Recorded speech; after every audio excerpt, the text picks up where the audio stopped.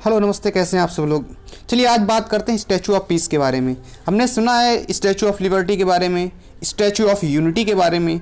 आखिर की यह स्टैचू ऑफ पीस क्या है, क्योंकि हाल ही में काफ़ी चर्चा में रहा और देश के प्रधानमंत्री श्री नरेंद्र मोदी जी ने इसका अनावरण भी किया। तो स्टैचू ऑफ पीस है क्या, इसके बारे में सीधा सीधा हम बात करते हैं। देखिए सीधी सी बात है, यहाँ पर नाम लिखा हुआ जैन संत श्री विजय वल्लभ सुरेश्वर जी महाराज। अब इनका नाम बहुत ही महत्वपूर्ण हो चुका है, आने वाले एग्जाम में आपको याद होना चाहिए, क्योंकि स्टैचू ऑफ पीस का सीधा संबंध विजय वल्लभ सुरेश्वर जी महाराज से है। इनका जन्मतिथि भी लिखा हुआ है, याद करने की आवश्यकता नहीं है। 1870 से लेकर 1954 तक, 1954 में इनकी मृत्यु हो जाती है। मैं अभिषेक दीक्षित इस वीडियो को प्रेजेंट कर रहा हूं। आइए बात करते हैं इस पर, स्टैचू ऑफ पीस पर पूरा डिटेल में, कि इस स्टैचू ऑफ पीस की टोटल लेंथ कितनी है। ठीक है, हमें ये भी पता होना चाहिए सर इसका अनावरण किया कहाँ गया, प्लेस आपको पता होना चाहिए सर। इसकी हाइट कितनी है सर, ये भी आपको पता होनी चाहिए, समथिंग लाइक वही लेंथ में। ठीक है ना, किससे बनाया गया। सो ये सारी चीज़ों के बारे में हमें नॉलेज होनी चाहिए। चलिए हम सीधा सीधा बात करते हैं स्टैचू ऑफ पीस का संबंध और किस किस प्रकार से क्वेश्चंस बन सकते हैं आने वाले एग्जाम में, हमें यह भी समझ लेना बहुत ज़रूरी है। चलिए पहला, प्रधानमंत्री जी ने इसका अनावरण किया, यही स्टैचू ऑफ आपकी पीस है जिसका प्रधानमंत्री नरेंद्र मोदी जी ने आपका अनावरण किया है। ठीक है, स्टैचू ऑफ पीस है। चलिए पहला आपका देखते हैं क्या है स्टैचू ऑफ पीस। देखिए यहाँ पर सीधा लिखा हुआ है, प्रधानमंत्री ने जैनाचार्य यानी कि जैन के आचार्य। अब जैन के आचार्य कौन होते हैं जरा समझ लेते हैं। जैन के आचार्य जैन संप्रदाय के सिद्धांतों को प्रस्तावित करने के लिए कई सारे आचार्य हुए, उन्हीं में से विजय वल्लभ सुरेश्वर जी महाराज भी एक आचार्य हैं जो जैनों के आचार्य माने जाते हैं। जैन के 24 तीर्थंकर हुए वो अलग हैं। ठीक है, 24 तीर्थंकर अलग चीज़ है, लेकिन यह आचार्य की बात कर रहा है। ठीक है, उसके सिद्धांतों को, उसके उद्देश्यों को प्रचारित करने के लिए किए गए। कब किया गया ये जो आपका स्टैचू ऑफ पीस का अनावरण सर, ये विजय वल्लभ सुरेश्वर जी महाराज की 151वीं जयंती, यानी कि आपको ये याद रखना होगा 151वीं जयंती पर किया गया। एग्जाम में प्रश्न बन सकता है, को चिन्हित करने के लिए सर क्या किया गया सर, स्टैचू ऑफ पीस का अनावरण किया गया। तो पहला आपका प्रश्न, स्टैचू ऑफ पीस का संबंध किससे है, जैनाचार्य विजय वल्लभ सुरेश्वर से है। कौन सी जयंती में किया गया सर, 151वीं जयंती में किया गया। किसके द्वारा किया गया, प्रधानमंत्री नरेंद्र मोदी जी के द्वारा किया गया। इस पर तो कोई बड़ी बात नहीं। अब क्योंकि हमने ये जब पढ़ लिया तो हमारा अगला उद्देश्य ये बनता है कि हम ये भी पढ़ लेते हैं कि भैया जो आपका स्टैचू ऑफ पीस है इससे संबंधित और क्या क्या प्रश्न बन सकते हैं या उसकी विशेषता क्या है, उसके बारे में भी थोड़ा सा समझ लेते हैं। चलिए जरा इसको देखते हैं अगला, स्टैचू ऑफ पीस के बारे में। तो स्टैचू ऑफ पीस के बारे में सीधा सीधा प्रश्न आपके बन रहे हैं। पहली कंडीशन, स्टैचू ऑफ पीस का संबंध किससे होगा, तो याद रखिएगा जैन आचार्य से। कौन से, वल्लभ सुरेश्वर जी महाराज के आपके नाम से सम्मानित करने के लिए, उनकी जन्म तिथि के लिए, पुण्यतिथि पर हमने 151वीं पर हमने क्या किया सर, स्टैचू ऑफ पीस का अनावरण किया। तो पहला एक तो प्रश्न ये सीधा सीधा बन गया। दूसरा, कितने इंच इसकी लंबाई है, आपकी प्रतिमा की हाइट है, कह सकते हो सर ये जो हाइट है ना सर, ये 151 है, ये आपको याद रखना है। इसीलिए क्योंकि 151वीं जयंती हम लोग मना रहे हैं और यही कारण है कि हमने इसकी हाइट जो रखी 151 इंच।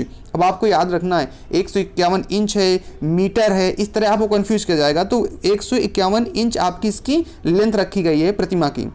दूसरा, कितने धातुओं से मिलकर बना है, ये भी आपका एक प्रश्न बन जाता है। तो याद रखिएगा ये 8 धातुओं से मिलकर बना है, यानी कि अष्ट धातु आपकी मूर्ति है, जिनमें सर्वाधिक किसका प्रयोग किया गया है, ये भी प्रश्न आपका बन सकता है। तो तांबे का सर्वाधिक प्रयोग किया गया है। ठीक है, तो तांबे का सर्वाधिक प्रयोग किया गया है। कितने धातुओं से मिलकर बनी, 8 धातुओं से मिलकर बनी है। इसकी टोटल लेंथ कितनी है या हाइट कितनी है सर, 151 इंच आपकी लंबी है। ये 3 प्रश्न आपके इधर बन रहे हैं। स्टैचू ऑफ पीस का संबंध किससे, ये भी हमने समझ लिया। इसके बाद अगला हमारा ये आता है कि सर जी इसका इस्टेब्लिशमेंट किया कहाँ गया, कहाँ पे इसका अनावरण किया गया, ये भी तो क्वेश्चन बन जाता है। तो सर जी इसका जो अनावरण किया गया है वो राजस्थान में पाली। अब यहाँ पे सारी कंडीशन आपको एक एक थोड़ा सा मैं समझा देता हूँ। राजस्थान के पाली में विजय वल्लभ साधना केंद्र। तो जब अगर क्वेश्चन में आता है, ये तो प्लेस हो गया, विजय आपका राजस्थान का पाली, पाली इज अ प्लेस। ठीक है ना, ये प्लेस है आपका पाली। लेकिन अब क्वेश्चन अगर ये बनता है कि कहाँ पर, तो विजय वल्लभ साधना केंद्र ये आपका वहाँ पर सेंटर है जो जेठपुरा में स्थापित है। ठीक है, जेठपुरा ये आपका भी प्लेस जेठपुरा में स्थापित है। तो भैया आपको ये भी याद रखना, विजय वल्लभ का साधना केंद्र यहाँ पर अगर ऑप्शन में इसके अकॉर्डिंग चल रहा है तो भी ठीक है, जेठपुरा पड़ा है तो भी ठीक है।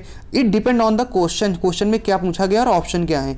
ये हमारा आपका जो भी क्वेश्चन बनने होंगे इस टाइप से क्वेश्चन आने वाले एग्जाम में आपके बन सकते हैं, ठीक है। अच्छा, इसके बाद अगला आपका क्या है, थोड़ा सा जरा समझ लेते हैं विजय वल्लभ सुरेश्वर जी महाराज के बारे में कि इनके जीवन काल में क्या महत्वपूर्ण है और क्या इनका योगदान रहा है हमारे ऐतिहासिक पृष्ठभूमि से, हमारे इस आपके ऐतिहासिक पॉइंट ऑफ व्यू से कह सकते हो, पृष्ठभूमि से कह सकते हो, भारत की आज़ादी में भी क्या इन्होंने योगदान दिया और किस प्रकार इन्होंने अपना योगदान दिया है। तो पहली चीज़, ये एक जैन संत हैं, ये हमने पहले भी देखा, के रूप में निष्ठापूर्वक और समर्पित रूप से भगवान महावीर के संदेशों पे, अभी हमने बात किया था ना उपदेशों को, तो इन्होंने क्या किया, इन्होंने महावीर के संदेशों को फैलाने के लिए जीवन का नेतृत्व किया। अपने पूरा जीवन इन्होंने आपका महावीर के उपदेशों को, संदेशों को फैलाने में संयोजित किया। दूसरा, उन्होंने जनता के कल्याण, शिक्षा के प्रसार, सामाजिक कुरीतियों के उन्मूलन के लिए भी आपका महत्वपूर्ण योगदान दिया है।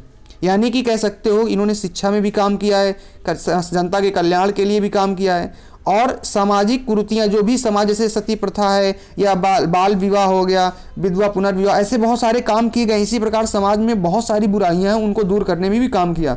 लेकिन महत्वपूर्ण बात यह है कि इन्होंने देश की आज़ादी के लिए भी बहुत महत्वपूर्ण योगदान किया, क्योंकि देश की आज़ादी के लिए जरूरी नहीं कि स्वतंत्रता सेनानी बना जाए।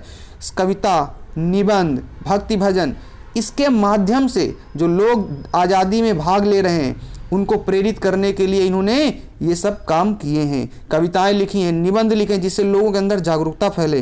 स्वतंत्रता आंदोलनों से स्वदेशी आपका समर्थन में इन्होंने अपना पूरा सहयोग दिया है। तो इस प्रकार हम ये कह सकते हैं कि ये महत्वपूर्ण ऐतिहासिक तौर पर हमारे देश के लिए एक धरोहर के रूप में है, और इसीलिए प्रधानमंत्री नरेंद्र मोदी जी ने इनका अनावरण किया, इनकी प्रतिमा का अनावरण किया इनकी 151वीं जयंती पर।